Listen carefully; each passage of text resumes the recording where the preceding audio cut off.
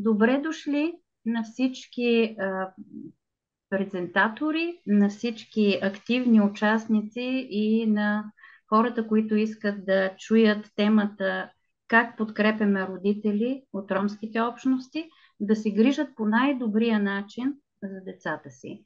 Това е дискусионен вебинар, който е организиран от Know-How Center. Радостина Антонова, представител на Know-How Центъра в Нов Български университет, организира група от специалисти, вие сте видели в програмата, които имат дългогодишен опит от работата с ромски общности, с родителски общности, както в социалните, здравните, така и в образователните услуги. И се надявам днес да имаме една много интересна и хубава дискусия. В първата част на представенето, което ще бъде за целият вебинар е час и половина, в първата част имаме тези гости, които за около 10 минути ще представят своите теми и ще подставят важни въпроси, които да обсъждаме заедно в последната част. Така че в последната част ще дадем думата на всички да кажете малко за своя опит, да поставите въпроси към дискутантите и да продължим това е началото на серия от семинари, така че част от тези въпроси вероятно ще преминат съвсем естествено в теми, които и вие, които сте сега тук, може да участвате и да се изказвате, да поставяте така част от своя опит за дискусия и за учене един от друг. Сега, всяка тема, след като бъде представена, така ще ви моля по време на представенето да сте изключили другите микрофоните си, знаете тези правила. Да бързам да представя доктор Радостина Антонова, организатора на този семинар, която ще въведе в темата и после продължаваме нататък. Благодаря. Моля всеки от участниците, който представя темите си, кратко да се представи, за да знаем кой откъде е, какво прави, с какъв опит разполага. Заповядай, Ради. Благодаря, Тони. Разбира се, без мъдрите напътствия на Тони и на целия екип на Know-How Центъра и така отвореността на колегите, които поканихме, този вебинар нямаше как да се състои. И не само колегите, но и така родителите, които откликнаха да се включат в ролята си на родители. Ние ще ги чуем по-натам. Така че благодаря на всички, които се включват и благодарение на които правим този вебинар. Както каза Тони, това е първата стъпка, т.е. втората след вебинара, който Галя Маркова направи за работа с родители. Решихме да специфицираме, така да направим малко по фокусиран този вебинар върху какво правиме заедно с ромските родители, така че да може по-добре да се грижиме за децата и как по-добре те да израснат. Така че това е темата на днешната сбирка. Всеки един от вас, ние ще го кажем и накрая, е поканен да се включи със своя тема, която иска да представи. Ние ще му помогнем тази тема да се организира като вебинар, но това накрая ще го кажем още един път. Накратко за мен аз съм магистър по психология, доктор по социология. Основният ми интерес от края на миналия век до сега всъщност е работата с уязвими общности и най-вече с ромските общности. Дисертацията ми е върху това и съответно 15 години съм работила в квартал факултета, но съответно работата в факултета ще бъде представена от моите колеги от Фондация Здраве и социално развитие. А сега много накратко ще направя едно въведение. Защо пък специално ромските родители? Когато си мислихме как да поставиме тази тема, аз се зачудих как ще изглежда света след 6 години, когато децата, които сега се раждат, всъщност ще тръгнат на училище. А как ще изглежда света след 15 години, когато децата, които сега тръгват на училище, ще влязат в големия живот и ще започнат да работят? ние трудно можем да си представим след 5 години как ще изглежда света, камо ли след 20 години. И от тук идва въпроса как подготвяме децата за нещо, което не можем да предвидим. Как ги подготвяме като специалисти, как ги подготвяме като родители. И може ли този въпрос всъщност да ни обедини в това заедно да мислим каква подготовка, кои са най-важните неща, които могат да се дадат на децата, така че след 5, след 10, след 20 години децата, които сега се раждат, които сега започват училище, да могат да не само да оцелеят, но и да са щастливи. Ноу-хау център е изследователски център. И част от изследванията, които всъщност ние правиме, са посветени на това как по-добре специалистите, как по-добре да бъдат подготвени да се грижат за децата и съответно какви са големите социални процеси, които се случват в България и как те се отразяват съответно върху развитието на децата и на семействата. Процесът на деинституционализация, който всъщност Ноу-хау центъра проследяваше в продължение на 10 години, направи една много голяма социална трансформация, социална промяна в България и това е всъщност начина, по който се мисли как ние се грижим за децата. Дали акцента е върху групата и груповото оцеляване или е върху потребностите на отделния човек и как те могат да бъдат съответно така добре обгрижени, открити, обгрижени, че този човек да намери своето неповторимо уникално място в света. Изследвайки деинституционализацията, работейки, подкрепяйки, образовайки всъщност, тренирайки следващите специалисти, които идват в полето на социалната работа, ние виждаме, че работата с родители и с семействата е тема, която е изключително много търсена, но и изключително предизвикателна, изключително трудна за специалистите. И излизат различни групи родители и семейства, с които специалистите казват, че им е трудно да работят. Една от тези групи всъщност са родителите, които са от ромските общности. Ще прави впечатление, че говоря за ромски общности, тъй като дори само в квартал Факултета в София има поне 4-5 субгрупи различни роми. Да не говорим за това, че има различни класи, че има различни семейства, родове и различни хора, т.е. различията са много. Разбира се, в ромските общности има изключително голямо струпване на рискови фактори, които правят децата изключително уязвими в това да попаднат в ситуация на бедност и на изключване. Както знаем по статистика, около 70% от децата в ромските общности са в този риск от това да израснат в бедност и да бъдат маргинализирани, да бъдат социално изключени след това. Също така, в ромските общности, в най-бедните части, много деца и много семейства живеят в жилищни условия, които не само не са подходящи за живот, но и са вредни за физическото и за психическото развитие на децата и на семействата. Много голяма част от родителите всъщност изпитват затруднения да имат постоянна, редовна и добре заплатена работа. И те ежедневно се сблъскват с тази трудност как да намерят достатъчно средства, за да могат да отгледат децата си. Но в ромските общности, разбира се, има и родители, които успяват да се грижат за децата си и някои от тези деца успяват с помощта на родители, на семейства, на рода и на учители да завършат средно образование или да учат за средно образование. Именно тези всъщност младежи са обекти на изследване, което аз правя от години, как всъщност се променят младите хора в ромските общности, които успяват да завършат или учат средно образование.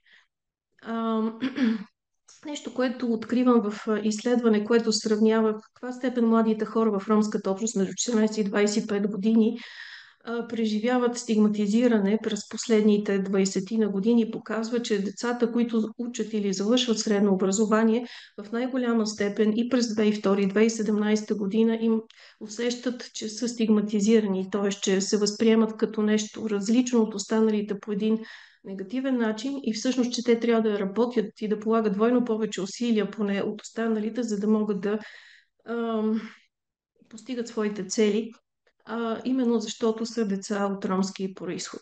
Как си обясняваме това? Дали причината е само в средата, в средното образование? Си зададах въпрос и отидах да говоря с децата и с родителите, тези деца в факултета, които завършват средно образование.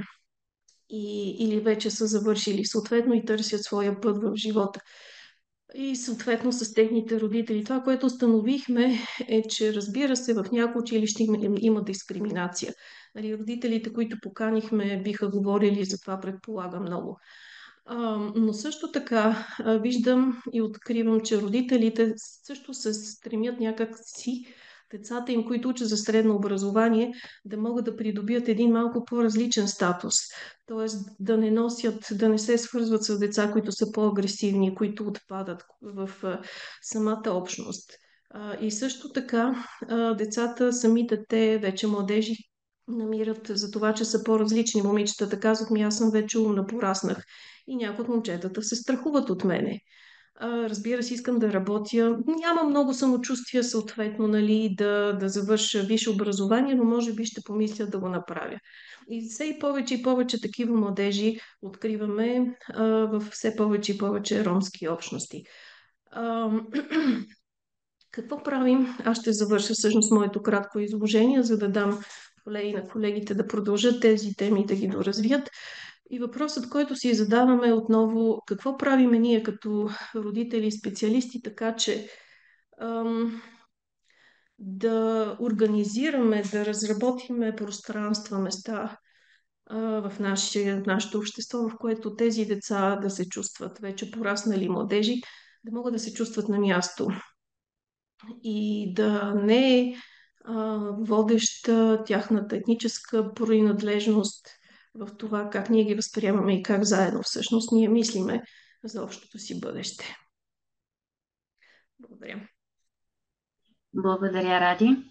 Ако имате въпроси и така, мнения по това, което Ради изложи като неен опит и изследвания на срещи с родителите и децата от ромски общности, запазете ги за дискусионната част. Сега продължаваме нататък с следващите колеги. Това са колегите Зорница Стоичкова и Боян Василев от Фондация Здраве и социално развитие, които ще представят огромния опит на тази фондация, с които ние сме много добри партньори и своя личен 20 и повече години опит за това как работим с родители в програмите на центровете на Фондация Здраве и социално развитие. Заповядайте, колеги. Благодаря. Чуваме ли се? Здравейте от мен. Аз казвам Боян Василев. Психолог съм и работя близо 20 години в Фондация Здраве и социално развитие. Ще кажа първо няколко думи за нашата организация. Ние управляваме към момента 6 центъра, които са ситуирани в ромски квартали, като 4 от тези центъра са в град София, в кварталите Факултета, Филиповци и Христо Ботев. Управляваме център в град Кюстендил и имаме отскоро, близо 2 години вече, екип и център в град Самоков. Ние сме разработили един модел за интервенция, който условно наричаме модела МИР, модел за интегрирано развитие, и той се включва, т.е. той се предоставя в различна степен във всеки един от центровете ни. С това искам да кажа, че във всичките ни центрове се случва почти едно и също. Става ясно, че ние работим изцяло в ромска общност. Аз тук ще се хвана за думите на Ради. Аз преди няколко години прочетох една статистика, която много ме впечатли. Именно, че 40 и струва ми се 7% тогава, това е около преди 4-5 години, от децата, които постъпват в първи клас, са от ромски происход. И тогава аз се замислих какво се случва след 15, след 20 години, при положение, че всички знаеме всъщност какво се случва в ромските училища, където са съсредоточени тези деца, всъщност с какво ниво и образование излизат тези деца и какво трябва да се направи, за да бъде променено това. И всъщност за мен това е и отговор на въпроса защо правим това. Всъщност ние сме развили услуги, които са съсредоточени главно в ранното детство. Смятаме, че там сме най-силни и се опитваме да интервенираме, да развиваме умения, така че децата, излизайки от нашите центрове и влизайки в образователната система, да имат уменията, които да им помогнат, да ги подкрепят, да се адаптират по-добре, съответно да бъдат едни по-успешни деца.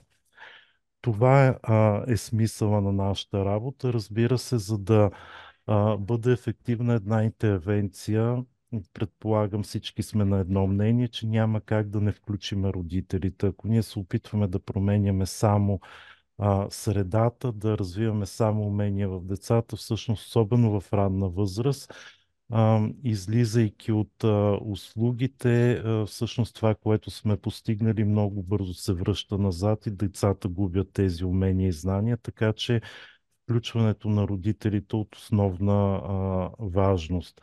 Разбира се, това е предизвикателство. Предполагам, че всички се сблъскват с трудности при въвличане на родителите в дейностите.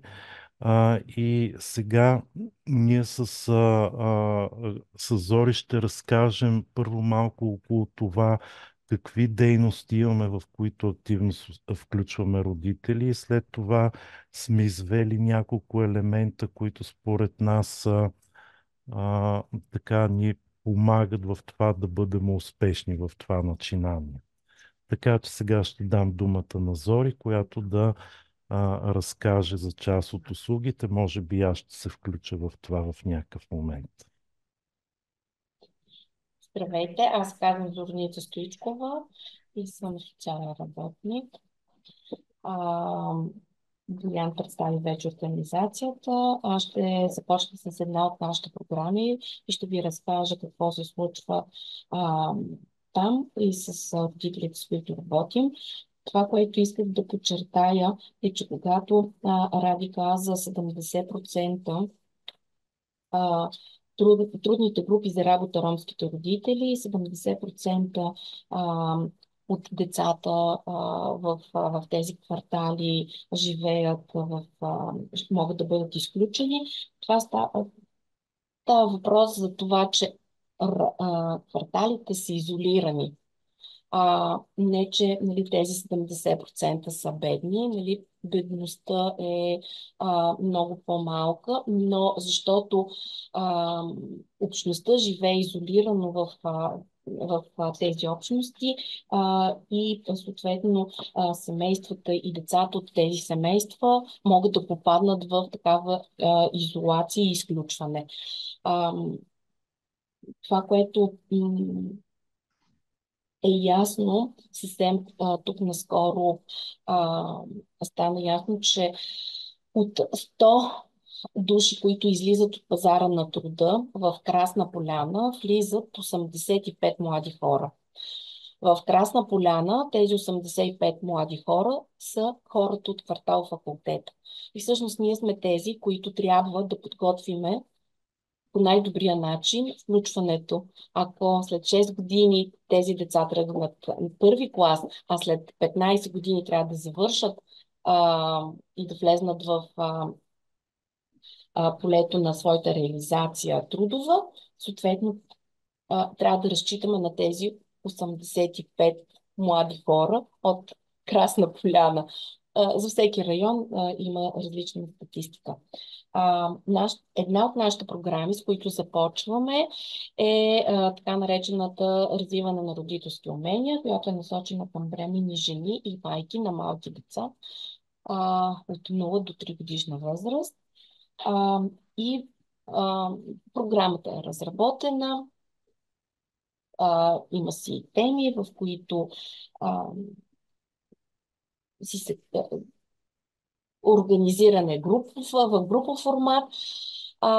И съответно, тук привличаме майките в тази най-ранна възраст на децата. И това бих казала, че се случва поканват се родителите на терен много активно. Това е един от основните начини за привличане. Бих казала още тук, че тъй като работиме в квартала, работиме с цялата общност и това е някакси много различно, когато се работи с общността и когато се работи с отделни групи. Така че първото ниво, на което ние стъпваме, това е работата на терен. Там, където се прави първия контакт, там, където всъщност сътрудниците извършват контакта директно с родителя на терен, извършват тази презентация, информация, която трябва да представят на родителите. Другата група, в която в последствие някакси разбира и може да се включи, да се привлече, това е вече от тези, които са участвали в наши групи, които са видяли ползите, които вече нали, така са преодолели и страховете си, че там е безопасно, всичко е наред, всичко е възможно да дойдат и да се доверят. И те разпространяват съответно на своите близки роднини, приятели, така че след това започват да идват с тях. Ние ще говорим за част от нашите програми, там където наистина родителите са най-активни, най-много въвлечени, най-много привлечени в дейностите. В останалите програми децата, които нали, идват услугите, към които са насочени тази възрастова група, към която е насочена програмата, е от 8 нагоре, където родителите не са толкова активни и по-малко някакси така с тях се осъществяват срещите. Но мога да кажа, че ние поддържаме много продължителен и активен контакт с родителите. Не е еднократен. Не е нещо, което веднъж поканили сме ги на една среща и с това приключва кореспонденцията с тях. И осъществява се и лице в лице, и по телефон, когато нямат възможност. И се опитваме да организираме Viber групи, Facebook групи, където те могат да се съединяват по различни принципи и нали, да си пишат и да може да получават информация както от нас, така и ние от тях. Така че това е нещо, което някакси аз бях замислила да представя най-активно от моята гледна точка за нещата, които се случват. Иначе за самата програма Родителски умения няма да разказвам. Там е ясно. За да може да дойде родителя, той идва с малкото дете. Това е. Добре, аз ще се включа. Да, съвсем малко и след това в дискусията може да добавите още неща. Да, аз искам само да допълня още няколко основни елемента, според мен, които са важни за включване на родителите. Няма да споменаваме за самите ни програми, но така, първо, част от програмите ни включват задължителното участие на родителите. Т.е. за да могат да участват децата, трябва да участват и родителите. Т.е. има леко задължителен елемент, което в редица от случаите дава ефект, защото програмите са желани по един или друг начин от самите родители, т.е. те държат децата им да участват. Зори спомена за теренната работа, която е основа и е много важна, но от друга страна по време на тази теренна работа се случва и така наречената мотивационна работа.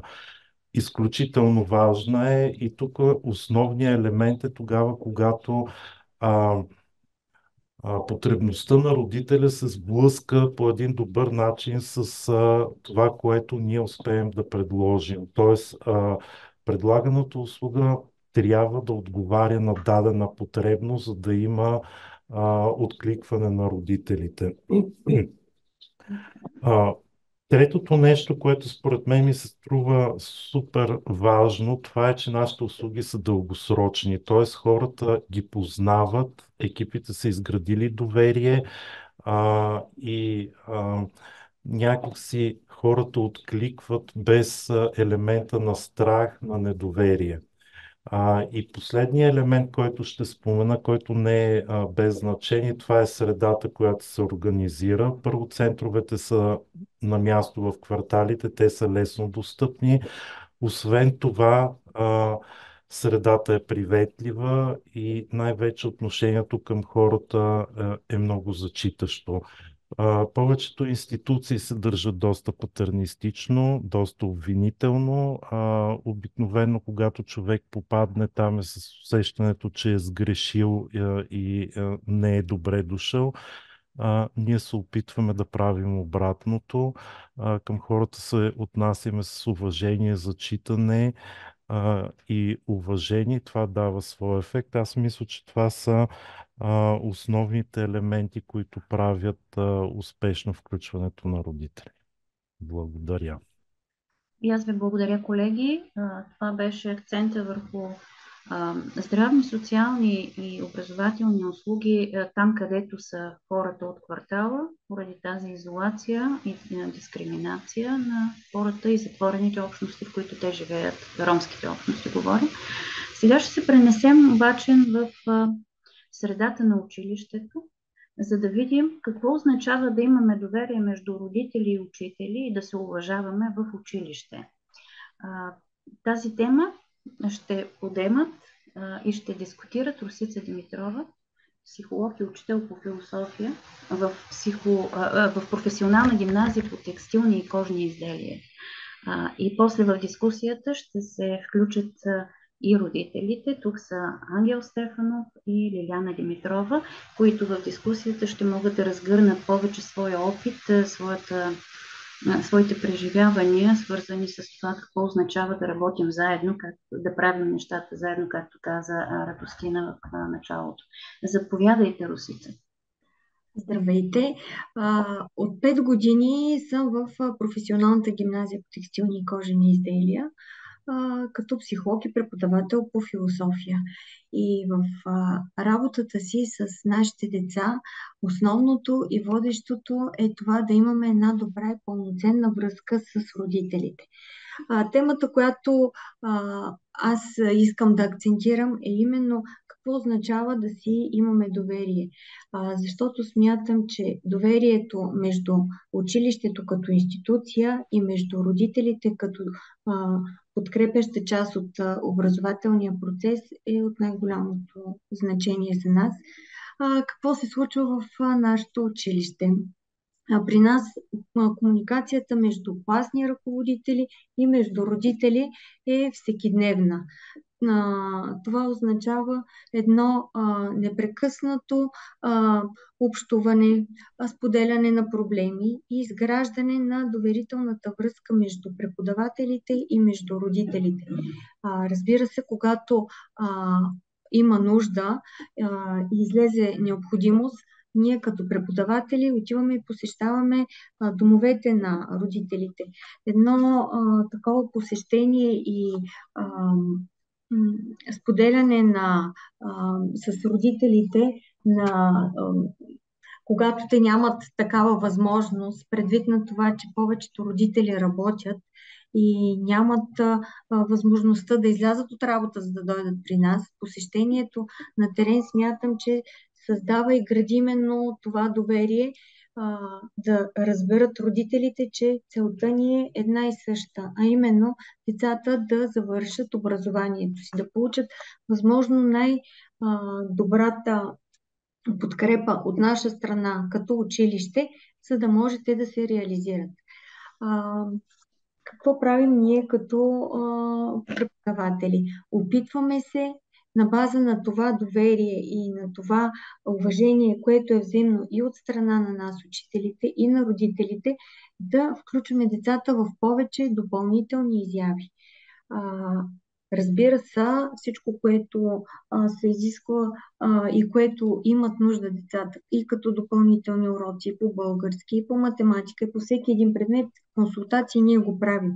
Но смятам, че добре работещо, благодарение и на подкрепата на родителите, са допълнителните дейности. Дейностите, които дават възможност децата да се запознаят с повече теми, да се срещнат с други деца от други училища.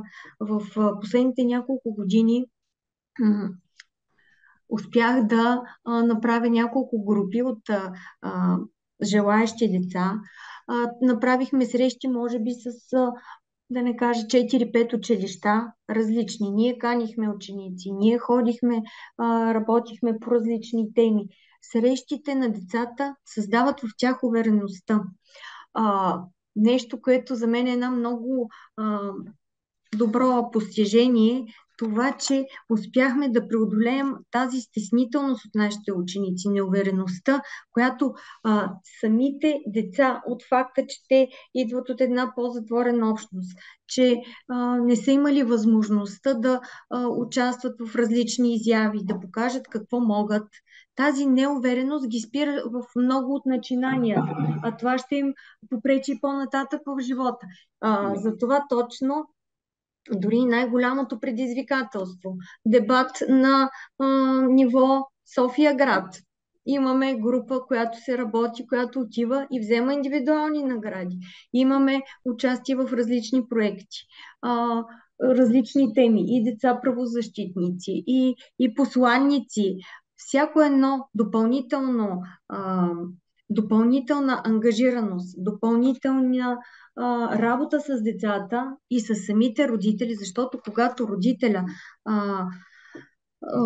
и учителя имаме и гледаме в една посока, е именно формиране на увереност, на знания в децата, тогава се постигат резултатите.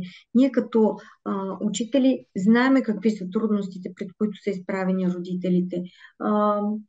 Това смятам, че в голяма степен спомага за това ние да имаме родителите като наша подкрепа.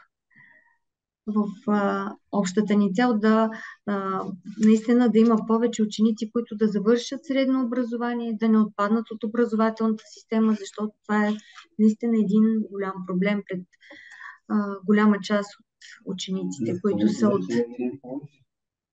Още повече. С всяка една година имаме последните...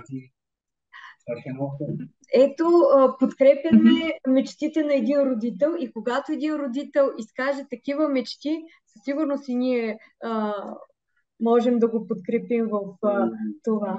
Аз се радвам, че училището на Алисия я подкрепя абсолютно за всичко и много благодаря за това училище. Хубаво е, когато и самите родители имат мечта ученика да завърши, виждат и знаят ползата от образованието, но това се натрупва във времето. Така че ние сме на финала на завършване на средното образование като професионална гимназия и хубавото е, че вече последните 3 години имаме и първите си студенти от нашето училище, което се надявам да продължават и да стават повече и повече. Най-много се радвам и когато са момичета, защото се оказва, че наистина пред момичетата Още едно Мечтите. предизвикателство имате. Да, това е една наистина голяма мечта, която Да. се надявам да се Момичетата са сбъдва. малко по-амбициозни, да го Надявам се кажем. да е така. Но Да, да. Добре. Това е за сега. Това е за сега, да. Благодаря. Благодаря ви много. Продължаваме нататък. Благодаря ви за точното време, в което се представихте. Сега се така насочваме малко към Варна и към огромния опит на Сдружение Съучастие и неговия ръководител доктор Илиян Ризов, който казва, че можем да работим успешно и в общността, ако станем част от нея. Как се случва това, доктор Ризов? Ще ни разкажете ли сега? Зори, здравейте! Зори и Боян го разказаха как става. Нас махлата, ромската махла, преди 25 години, когато започнахме работа, беше едно място абсолютно неизвестно за мен. Естествено беше да потърся хората от самата махла. Даже Боян ми е помагал, Зори и Ради, да го направя това преди толкова години. Хвърлих чантата и сакото и се разхождах из улиците на Максуда, търсех точните хора. Точните хора не са тези, които първи ми предлагат услуги от рода на знаете какво в момента се предлага много. Търсех примерно някоя жена, около която са събрали други жени, ядат семки и си говорят.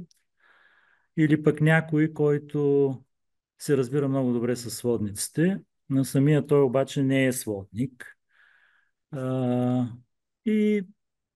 И всъщност това ми заместваше и приключенията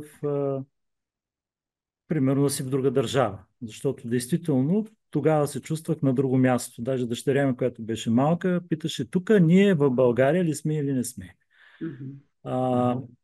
Вход към махлата са първо нашите чувства. Днеска ми се случай да кажа на студентите, между другото зад мен има студенти, около 10 на човека, които са бъдещи социални педагози. Аз много се ядосам, че всъщност нямаме простор за социални педагози в България, иначе има университети, които бълват кадри. Представям си ги тези хора в махлите. И не само в махлите, но и в градските части на градовете и в селата, разбира се. Когато си мисля за входовете към махлата, разбира се, това са нашите чувства. Чувствата, чрез които аз се оприличавам на хората, които се запознавам. И това го препоръчвам и мисля, че това го правят всички, които са били на терен и които са останали на терен толкова години. Можем да открием много неща. Така постепенно започнах да не виждам кой знае колко големи различия между градския модел на младеж, типичния градски във Варна, примерно, да кажем квартал Възраждане, или пък Максуда или някое друго място. Освен това, вече и по дигитални технологии и мода имаме пълно съвпадение. Също и по употребата на наркотици, за съжаление, но еднаква употребата и в различните видове. Достъпът наистина се осигурява, както каза и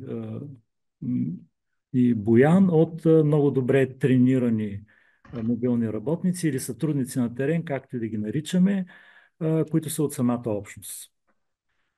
Това изисква много търпение, години работа, да излизаш на едни и същи терени и да присъстваш там, дори бидейки част от общността, да се чувстваш на гости, защото знаеш, че водещият е този, когото срещаш и от него зависят неговите контакти. Другото нещо, което през годините разбрах, е, че трябва да има свободни пространства. Ние преминахме през различни видове свободни пространства, в които могат да се срещат хората. И разбира се, това е пространството на жените и на майките. И когато искахме да работим за ранно детско развитие, било той заради финансите, че никога не сме били, винаги сме били малки по финанси.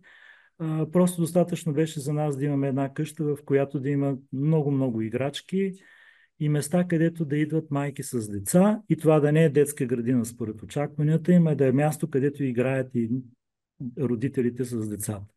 Всъщност играта е един от входовете към махлата, защото ромите обичат да играят, но се оказва, че като деца много не са играли. Тоест с тях могат да се правят чудесни психодрами и импровизации и дори с големите можем да играем дълго време на сватба и на каквото там ни се случи.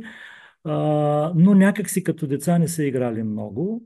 Затова и, например, бях изненадан много в едно копанарско село, се опитвахме да работим, когато се установи, а там са хора, които са богати сравнително, нали, не е с измеренията. Гето не е с измеренията на бедност. Се оказа, че в 5-6 клас децата не са играли с кукли, когато са били малки и им купихме един кашон кукли, те не смееха да ги пипнат буквално, което много ми изненада. Но така или иначе в ромската къща можеш да видиш кукла, която не се пипа, която е с бълчанска дрехи, примерно. Да учим хората да играят е един от подходите, който ние правим и на улицата. Правим на площадките и редовно се излиза за това. И между другото, това е и пътя пък да стигнем до семействата, защото когато излезем с нашите средства за игра, идват, разбира се, първо децата и после идват семействата. Друго пространство, това е клуба, което е абсолютно свободно. Ние нямаме регламент за влизане в клуба. Това е просто един голям гараж, нали, който всеки може да влезе. Има правила, но слаба структурираност, което може да се критикува. Разбира се, от различни управленски органи. Слаба структурираност на дейности, защото използваме спонтанността. Тази спонтанност е много нужна, защото имаме хора, и тук няма разлика етническа, с много неустойчиво внимание. И този проблем продължава да се задълбочава. В историята на организацията имаме години, в които, примерно 10 години, в което с малък екип успяхме да изведем 300 деца от институции и да ги настаним в приемни семейства. Бяхме тръгнали по пътя на това, имахме около 100 приемни семейства, това също да бъде едно свободно пространство. Образува се общност от семейства, които успяваха, и между другото тази общност тръгна от ромска общност във Варна, успяваха да заразят и други като тях, но администрирането на приемната грижа попречи на тази общност да се развива. Или сега, не знам, може би към края, аз не погледнах минутките, когато започнах да говоря. Има още 2-3, няма проблем. Да, просто ми се иска да виждам, за съжаление, не виждам чести модели, за това да се работи с цялата общност в и чрез общността, да не се предлагат просто услуги на хора, които гостуват в махлата. Нали, Здраве и социално развитие не са такава организация, които гостуват, но аз съм виждал такива. Да има много игра, да има малко регламент, по-малко структурираност и бюрокрация, за да могат, това плаши всъщност и възрастните и децата, за да могат да влизат в нашите пространства и да бъдем заедно с тях. И всъщност това, което се случва, ако това се направи в махлата или в махлите, във Варна са 4, то така да бъде и в градските части на града. Част от това, което разказах, може да се прави навсякъде. Във всеки един градски квартал. За съжаление, това не се прави. Защото всички имат еднаква нужда от това. И така, това предлагам да преминем към дискусията. Добре, благодаря ви. И последният представящ темата си е господин Михаил Мишев, политолог, журналист и правозащитник, който ще говори по интересната тема за междинното дете, концепцията за междинното дете. Заповядайте, Михаил. Благодаря, здравейте. Казвам се Мишо и наскоро завърших Американския университет Родом съм от Сливен, от така известния квартал Надежда. А,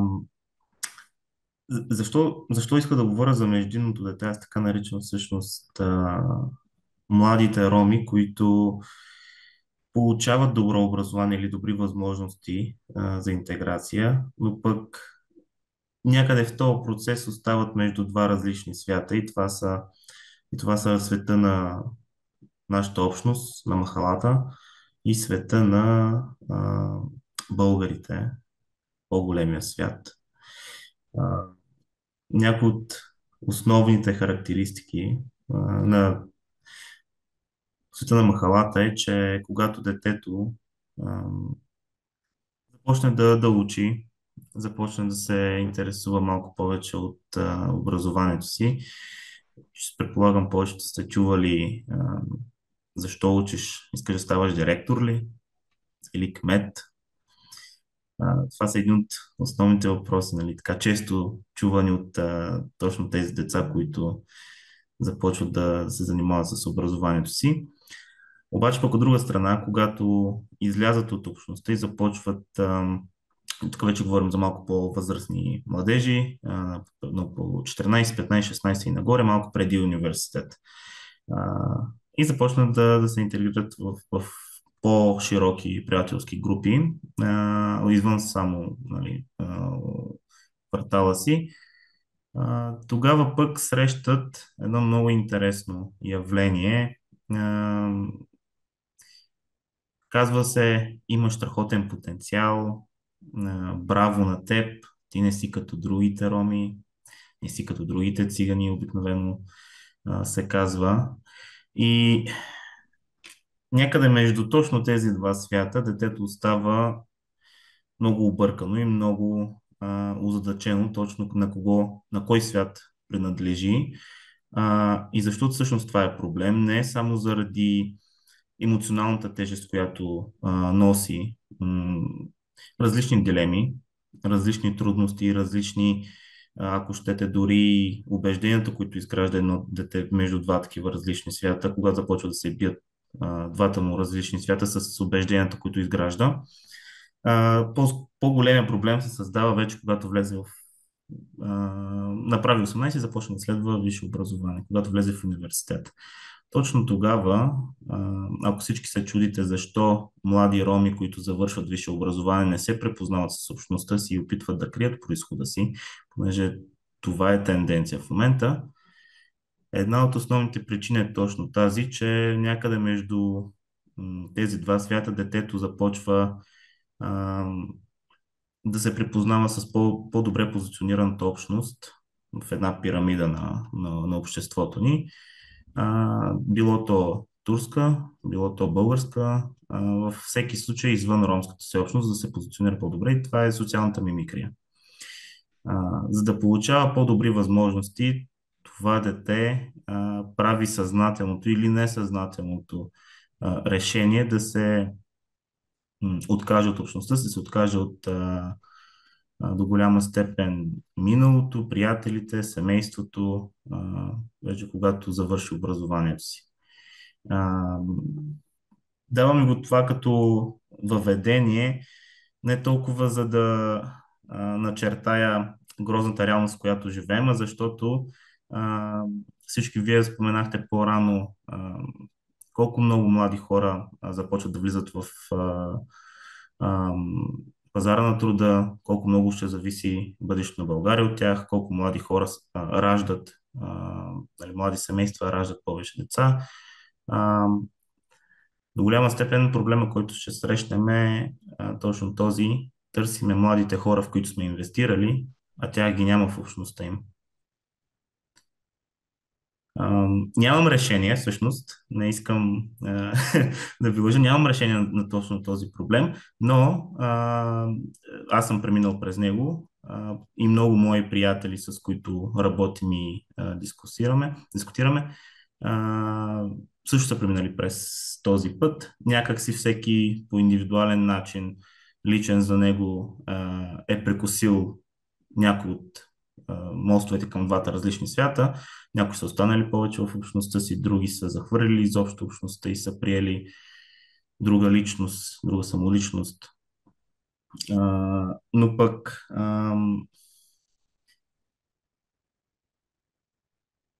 трябва да си дадем някакси сметка каква е ролята ни, не само като психолози, понеже повечето, предполагам, тук сте психолози, аз съм малко далеч от тази сфера с моята политология,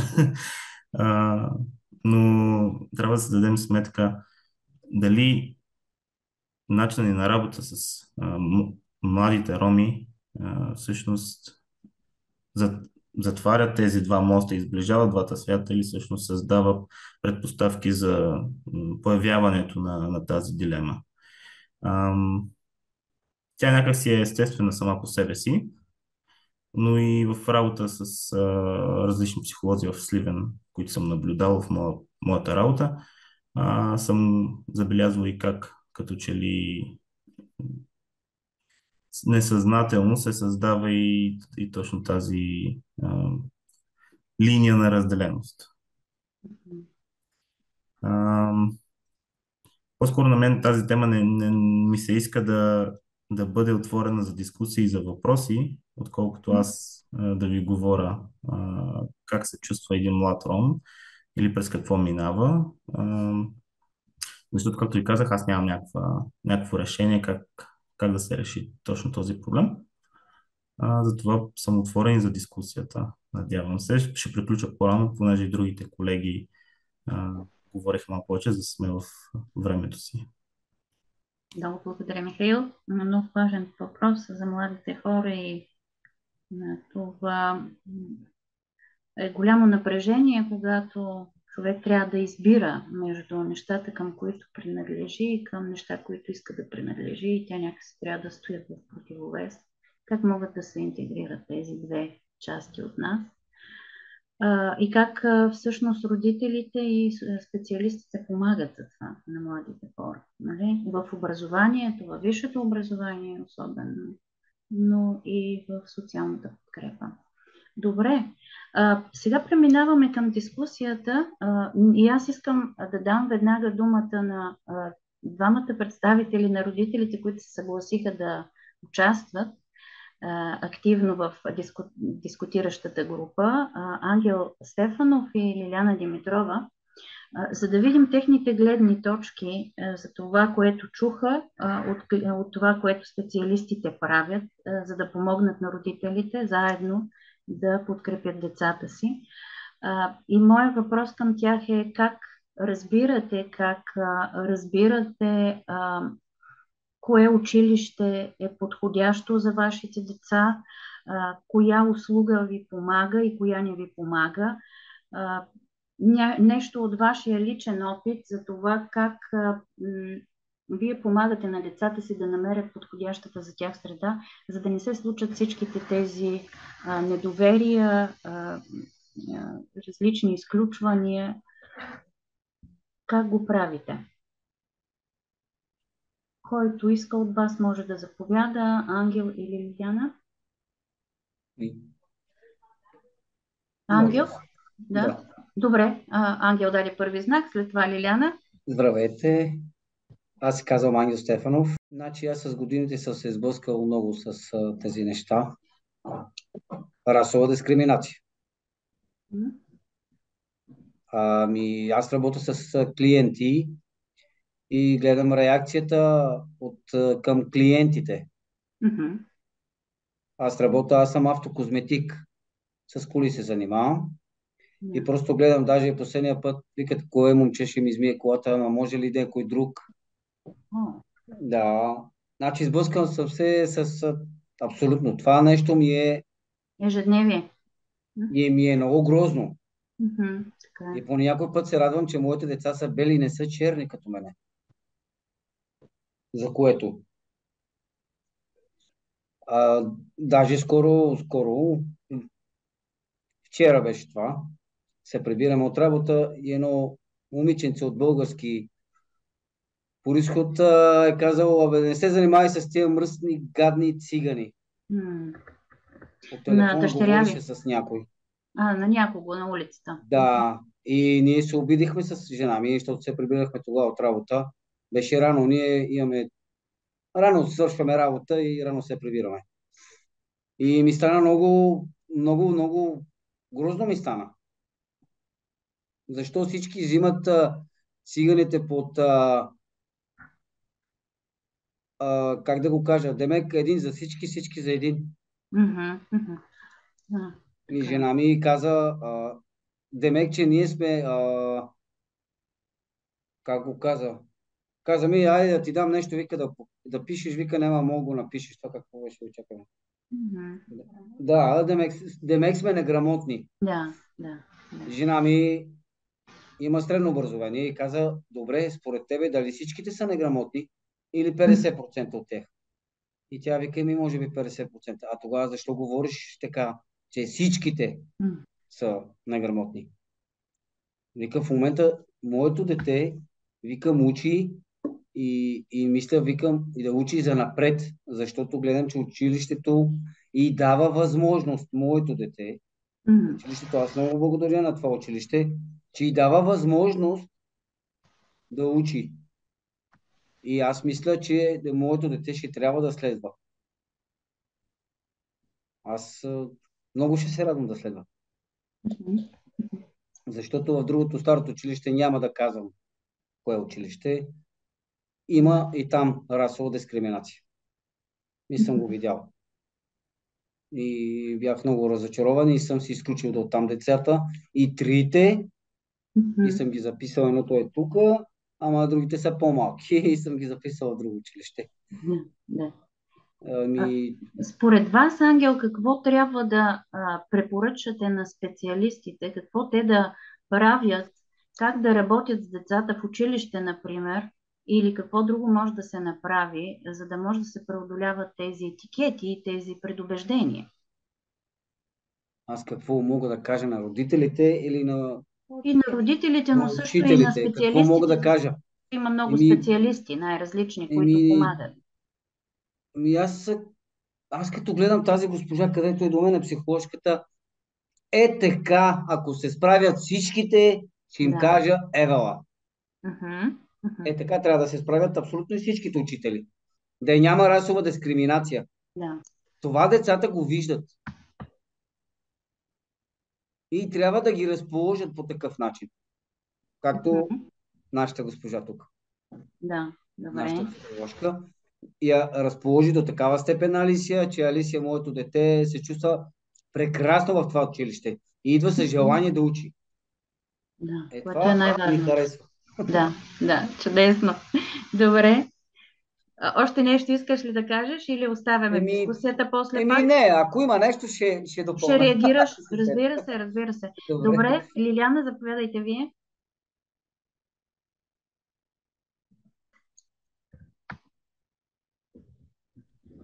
Здравейте! Здравейте, Лиляна. Аз съм майка на две деца, мога да кажа вече успешни деца, които са завършили средното си образование, но от тях вече е записано в Американския университет в Благоевград. Поздравления за Първа студентката. година. Благодаря. Аз не мога да кажа, че съм се сблъскала с някаква дискриминация, по-скоро аз ще говоря за кандидатстването за училищата. Защото на мен това ми беше много трудно, самото кандидатстване след седми клас. Каква беше трудността? Кое беше трудното? Трудното беше, защото това беше първата година, в която трябваше да кандидатстваме онлайн. И това много родители затрудни, наистина, много родители. Не знаехме какво се случва, как се случва, никой не можеше да ти помогне и трябваше сама да се справиш с всичко. Аз започнах този разговор, защото вие попитахте как сте избрали училищата, как сме се насочвали и така. За мен това беше трудно. Имаше естествено и други трудности, докато учеха децата ми, защото моят син е малко по-различен от останалите. и всички му говориха някакви неща, че е странен, че е някакъв особен, не знам си какъв. Но аз пък винаги съм ги подкрепила във всичко, с което се захващат, защото това за мен е най-важното. След като децата искат нещо да почнат да правят, най-важното за мен е подкрепата от родителите. Ако нямат подкрепата от родител, няма как да се случат тия неща. Да, да. А родителите са най-важните за децата, нали? Те от тях гледат кое е доброто и лошото в този свят и по тях се ориентират. Така че подкрепата от родителите е изключително важна.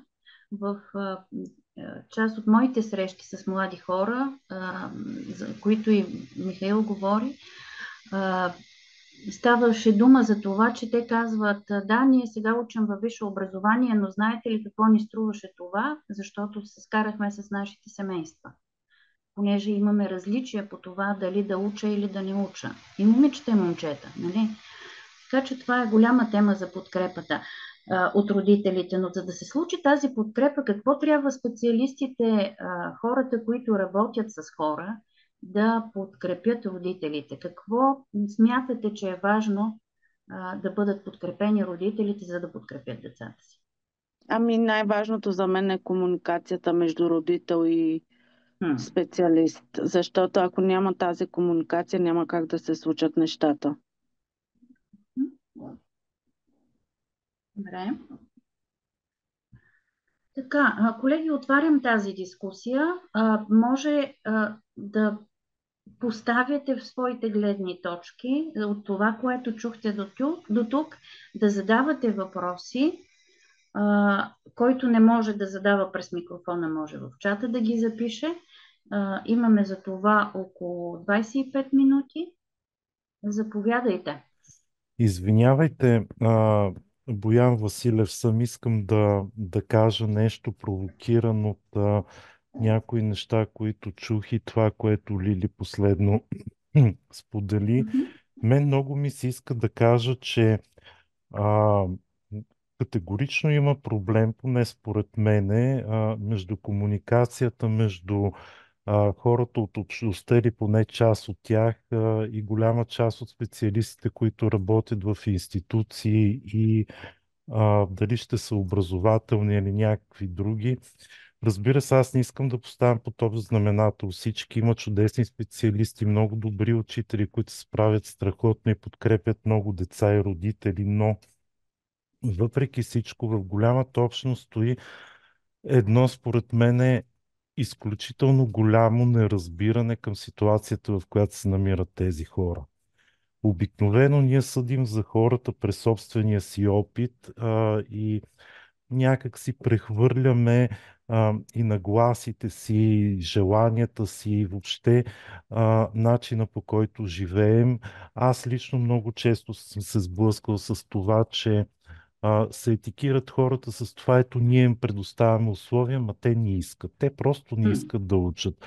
А в същото време никой не си дава сметка какво е необходимо да се случи и всъщност какви усилия трябва да се полагат, за да се тръгне в процеса на учене. И всъщност една от голямите трагедии на изолираните общности се състои в това, че те мултиплицират хора с огромни дефицити на социални умения.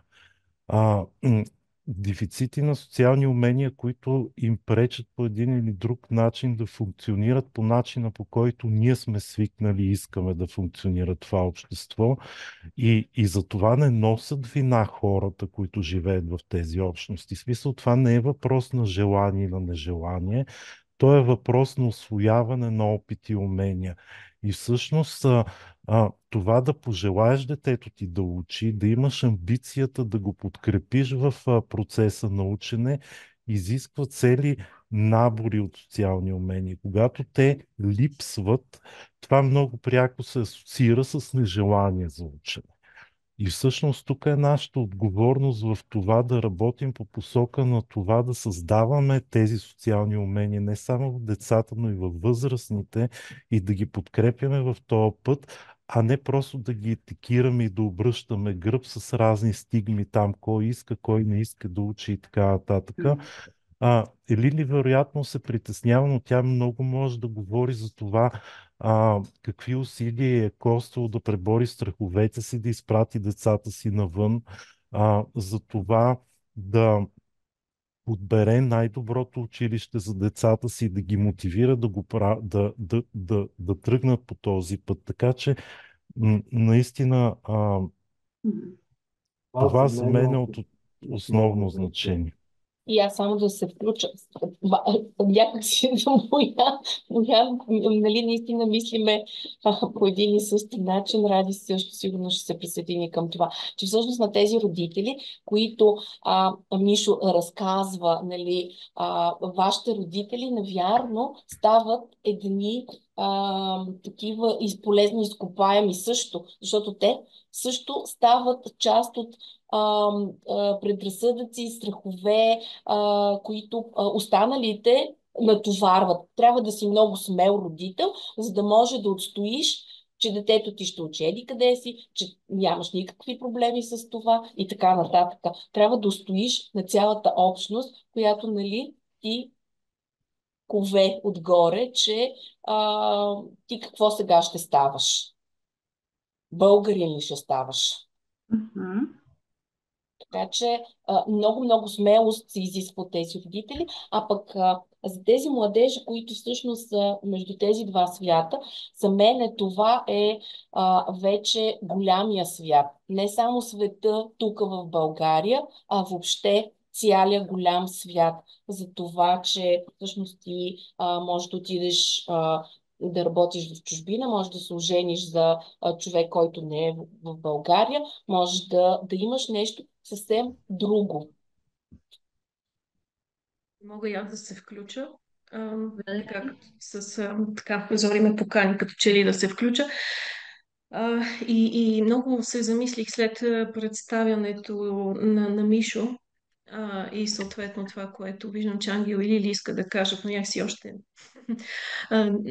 не им стигат думите и хъса, за да го кажат. Като че ли един от първите уроци, които лично аз научих, когато с Зори и с колегите от Хесет започнахме да правим първият екип на терен в Хесет, беше да внимаваме какво правиме, защото ние не сме пигмалиони. Ако знаете, нали, знаете, има една прекрасна гръцка легенда, древногръцки легенди, една прекрасна пиеса, мисля, че на Оскар Уайлд за Пигмалион. Това е един скулптор, който така направил скулптура на жената, която си мечтае да има, защото не може да я срещне.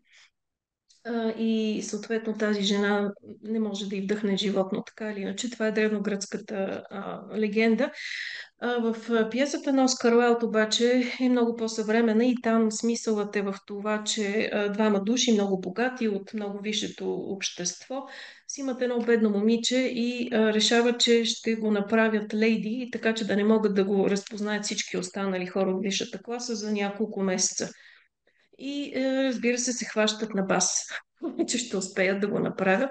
Съответно, може би успяват, поне на външен вид.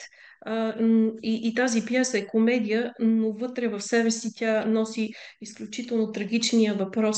Окей, като поставим един човек и се опитаме външно да му дадем някакви знания, умения, така че да изглежда като другите хора, като висшето общество. Нали, какво се случва с душата на този човек?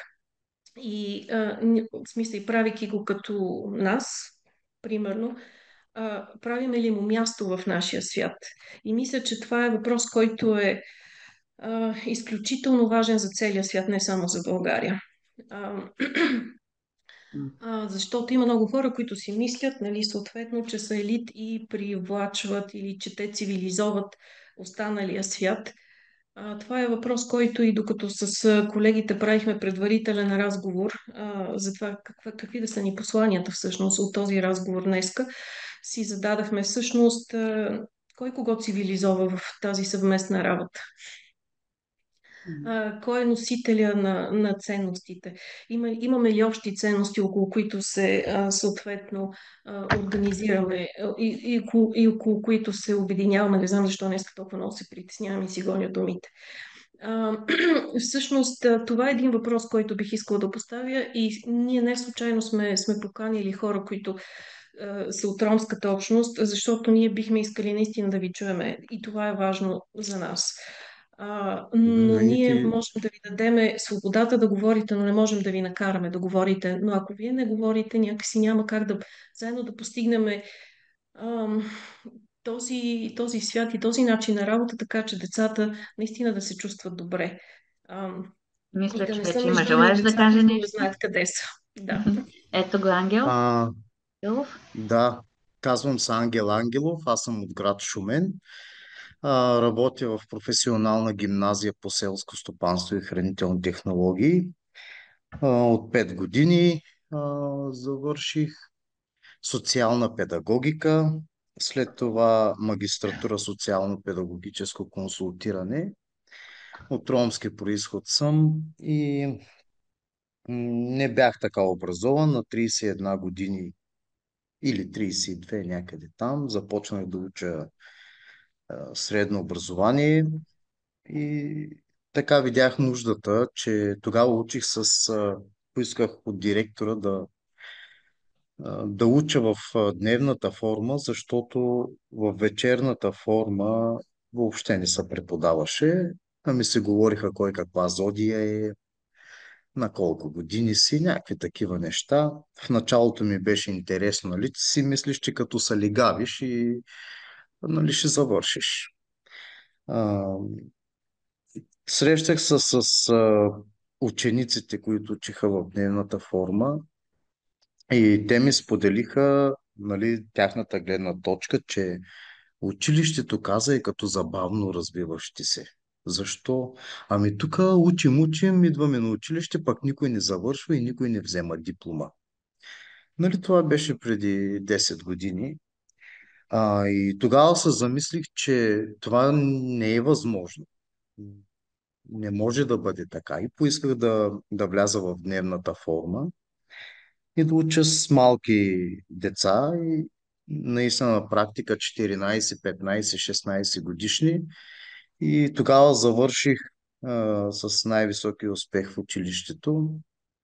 А, Завлякох още няколко деца със себе си, които в момента са горе-долу успели, нали? Кой в чужбина се е реализирал, кой в България. И са съвсем на друго ниво. А, значи, горе-долу това е, което за себе си мога да кажа. За родителите.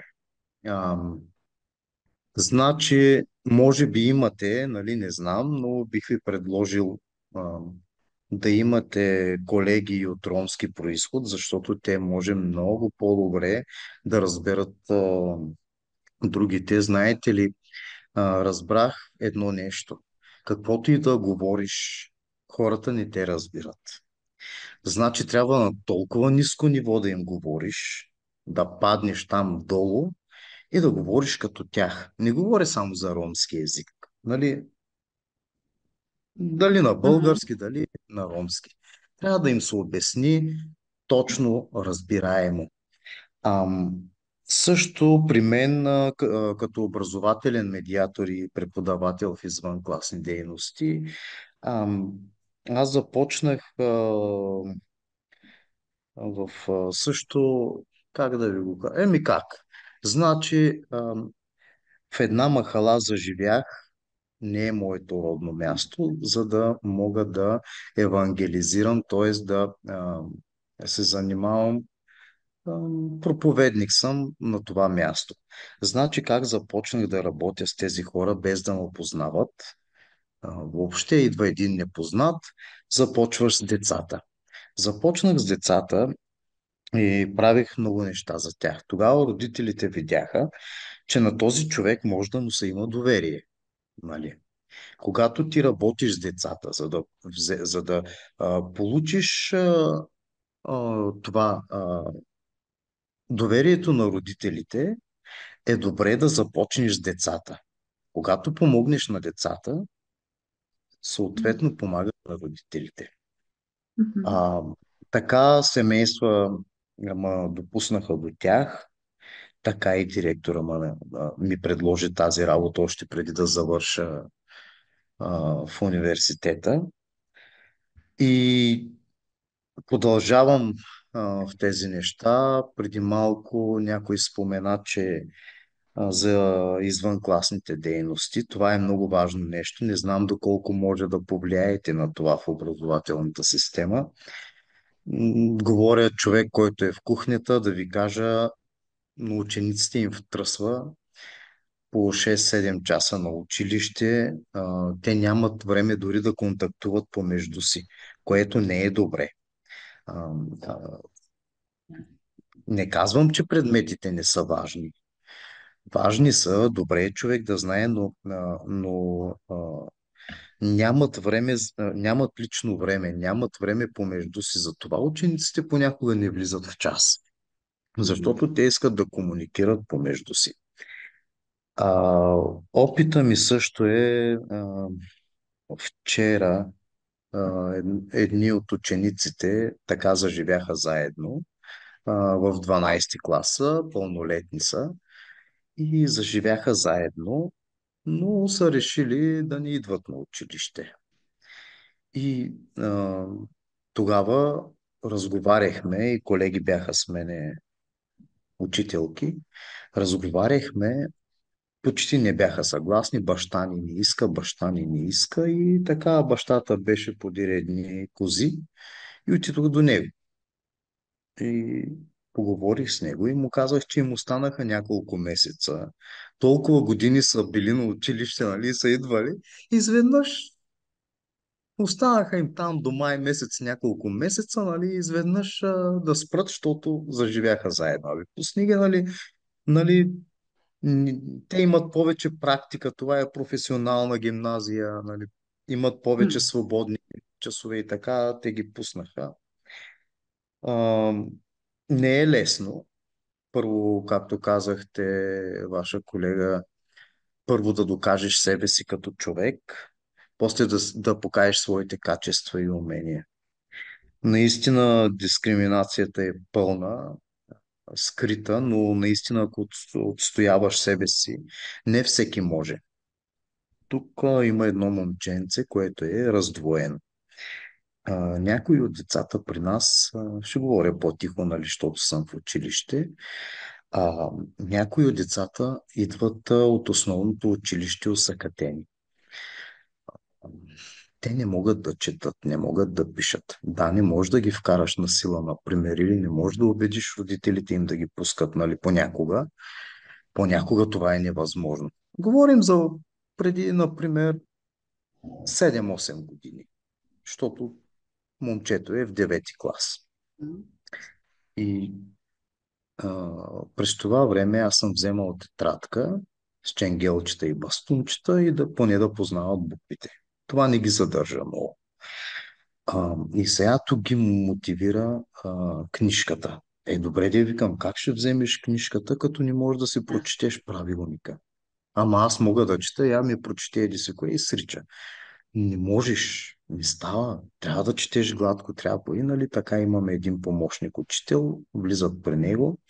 Но тук става вече така. Ако той иска детето да научи нещо, отвънка другото, аре бе, ела да пушим ме. Другия, който въобще не му пука. И той застана днес по средата с един чипс и казах, или влиза в часовете, или ще станеш някой, или никой. И значи защо ме послуша момчето? Защото им предлагам участие в извънкласни дейности, в които включваме танци, уча ги по едно хоро в годината, театрално изкуство, включваме някои неща и ги водиш в друг град на разноски, нали, по проекта към училището. И така учениците се мотивират, но трябва да им дадеш нещо в замяна.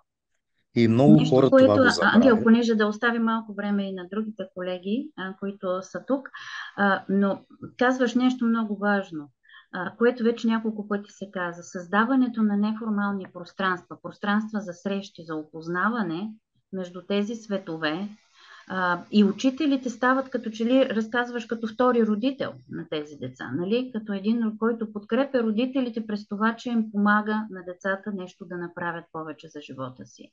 Защото в училище учителите са техните родители, по които те се мерят и които са авторитети за тях. Добре, имаш ли последно изречение, нещо, което да кажеш, за да дадем думата и на други, понеже остават само 5 минутки? Да. Ами бих казал, ако може с нещо да се повлияе, децата да имат повече свободно време, Да се за да могат взаимодействат да естествено. контактуват. Да. Добре, Това е благодаря. важно. Други реакции, други изказвания на това, което започваме като дискусия. Час и половина е изключително малко. Набелязваме теми. Виждам, че в коментарите Венета Стоянова иска да Албена? коментира. Да, прочети Ради на Венета и след това ще дадем думата Албена, като че ли иска да каже нещо. Венета иска да коментира, да. Добре. Няма за четене, просто това е... искаме да коментираме, имаше такъв... Добре. Албена, заповядайте. Да, благодаря. Казвам се Албена Драгиева и съм учител към Фондация Здраве и социално развитие. Първо веднага искам да кажа, че аз работя с две великолепни талантливи момичета от квартала, които може да нямат диплома за учители, но са родени учители. Работим заедно, работим в екип. И това нещо, разбирателството между нас,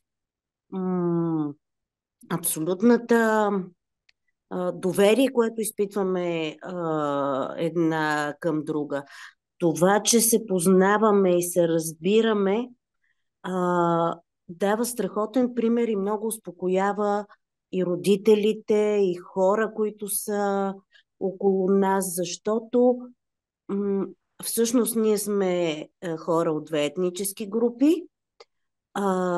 които обаче имат една обща цел и това ни мотивира всеки да даде най-доброто от себе си. Прокраднаха се точно тези идеи и това виждам зад това, което говорим за свободните пространства.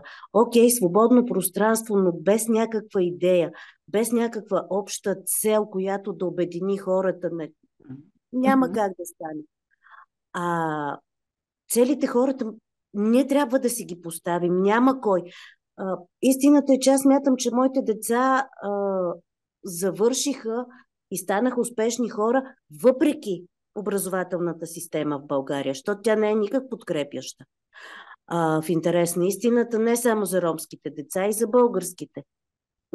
Значи, докато си служим с наистина такива понятия, този е виновен, онзи е виновен, този не полага усилия или го мързи, ама другия не му дава достатъчно, няма да тръгнат нещата.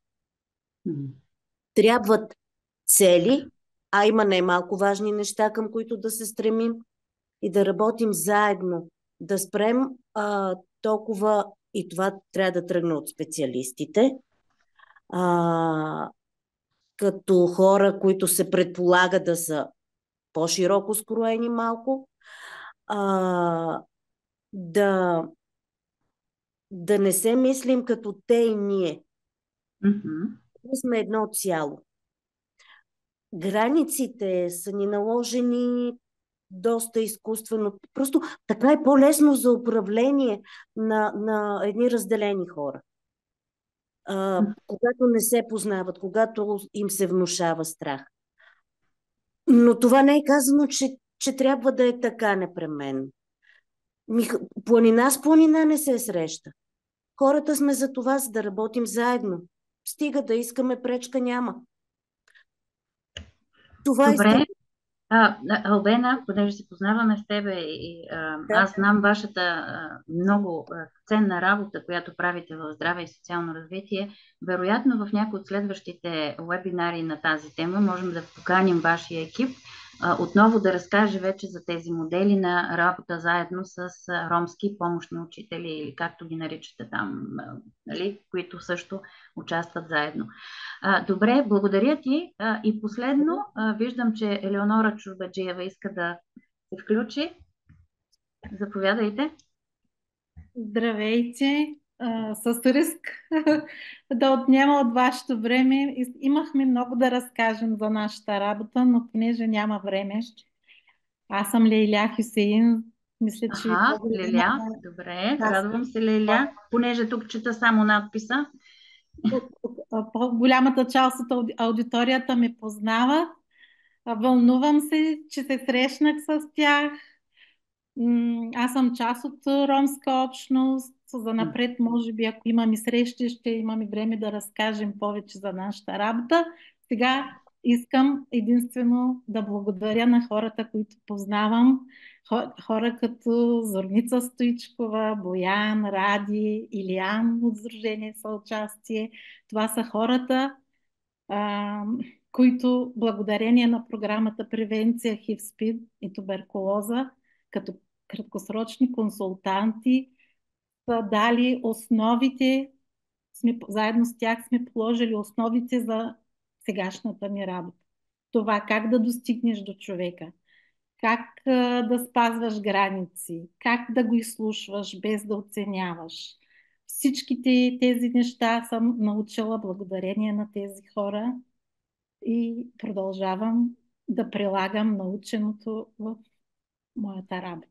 Единствено това. Под моята работа по-нататък, ако се срещнем, ще разкажем. Имаме много да разкажем. Непременно ще ви поканим, Лилия, да разкажете повече за вашата работа. Съпричастна съм и към родителите като ангел, как беше, както и към младежа. Аз също имам деца, които са изучени и работят в ромска общност. Правим всичко възможно. Имам погледи от страна на институциите, имам и какво да разкажа. Чудесно. Чудесно начало за продължение на семинара. Сега ще дам думата за обобщаване и казване как продължаваме на доктор Радостина Антонова или както много тук я познават, Ради. Заповядай, Ради. Благодаря, Тони. За съжаление, придвижваме се към края на тази, всъщност получи се много топла среща. Благодаря на всички, които се включиха. Отново казвам, че ние сме отворени да продължим темата. Виждам в коментарите много насоки и много ми се иска следващия път в един равнопоставен диалог заедно да можем да изведеме препоръки и към практиците, които за нас са важни, за да можем да ги преподаваме, а и също така и към политиците, които може би в един момент ще почнат да мислят, че не са единствените на тази планета и в тази страна, но има и други хора около тях. Така, днеска съм яхнала метлата, ще мъкна и ще се върна към обобщението. Всъщност, видяхме, че има много хубави и добри практики, които се разработват по места и те са свързани изключително много с разбиране, с изучаване и с уважение, с вникване в особеностите както на отделните общности, така и на отделните хора. Никога не можем да слагаме едни хора, които дори да живеят на едно място заедно, дори да имат така наречения общ етнически произход, не може да ги поставяме под един и същи знаменател. И това е част от интелигентността, която ние можем да си позволим да имаме в нашата професия. Има изключително много подходи. Аз бях изключително любопитна да ни разкажат, примерно, Хесет, как включват бащите в работата. Знам, че Лиля правят същата дейност, как успяват да мотивират хората да издържат на този натиск, да са толкова различни от всички и да могат да продължават да върват напред.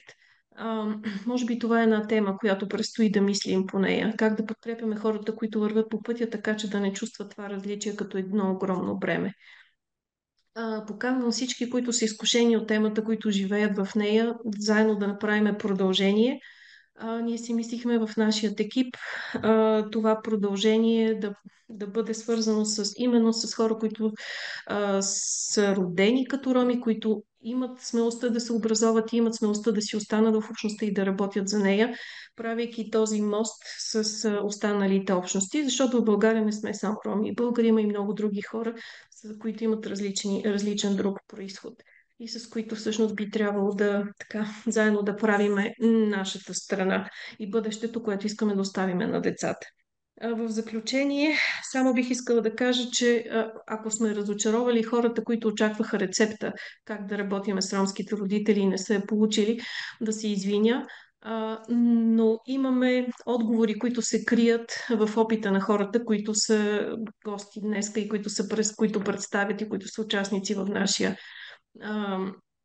нашия вебинар.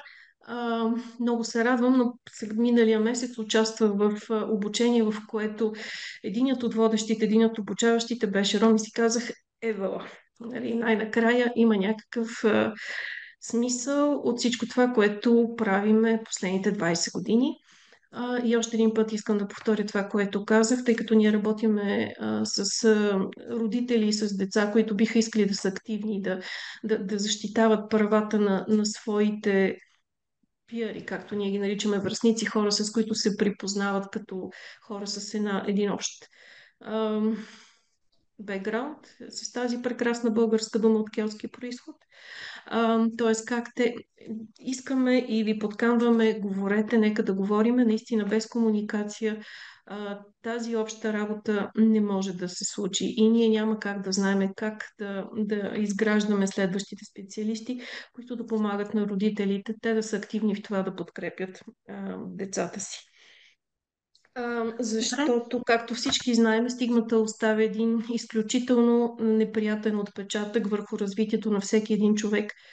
И колкото е по-негативна, колкото повече човекът е страдал, по-дълго време страдал от тази стигма, толкова по-трудно той има смелостта да изгражда добри отношения с хората около себе си, понякога включително и със своите най-близки хора. Така че да се опитаме да се бориме с тези практики на стигматизация. Днеска в Деня на психичното здраве, поне това бихме могли да направим и да е посланието към хората извън този наш малък кръг. Ще затворя, защото виждам, че малко прескачаме времето. Ще ви изпратиме Елица Лингурски. Ще ви изпрати една кратка форма за обратна връзка, която за нас е много важна. В чата. Да, в чата е поставена такъв линк. Да. Да. Моля ви, попълнете я, за нас е важно и чувствайте се поканени, търсете ни, хванете ни. Ние също ще ви търсим, за да направим следващите вебинари и да можем да представим вашият опит. Записът от днеска ще може да бъде намерен на YouTube канала, тук вече лица може да каже, на YouTube канала на Know-how Center и също така предполагам, че ще бъде изпратен като новина на имейлите. Чувствайте се свободни да го разпространявате, ако е важен за вас и отразява част от вашата визия за света. И още един път много благодаря на Тони за изключителното водене и за това, че така заедно успяхме да формулираме послания към хората. Нека да сме любопитни и добронамерени към другите, независимо като какви ги оценяваме.